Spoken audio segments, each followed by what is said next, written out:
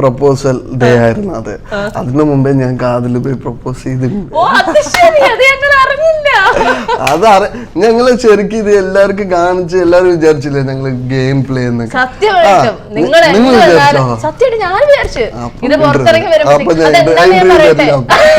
അങ്ങനെയല്ല ശ്രീദിഷേ, ഞാൻ പറയാം. അതായത് ആ പ്രോഗ്രാം നടക്കുമ്പോ പേളിയുടെ അച്ഛനും അമ്മയും പറയാ ഇത് വെറും ഗെയിം ആവാനാണ് സാധ്യതയുള്ളൂ. ഞങ്ങൾ അങ്ങനെയല്ലേ വിചാരിക്കും.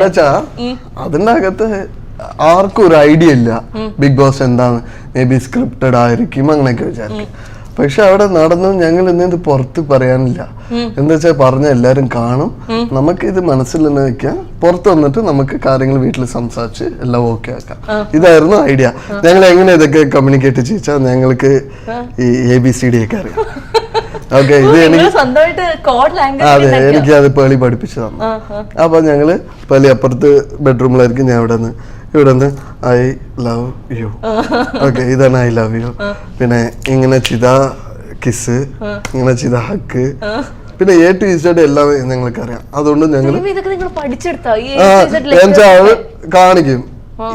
സൗണ്ടിൽ തന്നെ പറഞ്ഞു ഒരു ദിവസം എല്ലാം പഠിപ്പിച്ചു. പിന്നെ ഞാൻ പ്രാക്ടീസ് ചെയ്ത് അത് പഠിച്ചു. അപ്പൊ പക്ഷെ ഞങ്ങൾ ഇത് മറ്റേ കാര്യത്തിനൊന്നും യൂസ് ചെയ്തില്ല. അതായത് എവിക്ഷൻ നോമിനേഷനിൽ ആരിടണം പ്ലാൻ ഇതുവരെ ഞങ്ങൾ രണ്ടാളും ചെയ്തിട്ടില്ല. അവളുടെ ഇഷ്ടം അവള് ചെയ്യട്ടെ, ഞാൻ എന്റെ ഇഷ്ടം. അതേപോലെ ഞങ്ങൾ ഗെയിമിൽ നിന്ന് ലവ് ചെയ്തിട്ട് അവൾക്ക് വേണ്ടി ഞാൻ എല്ലാം ചെയ്യുന്നില്ല. അവള് ഏതെങ്കിലും ഫൈറ്റ് ഇട്ടിട്ട് അവിടെ നിന്ന് വരുമ്പോ കൂടിയും ഞാൻ പോയി അവിടെ നിൽക്കില്ല.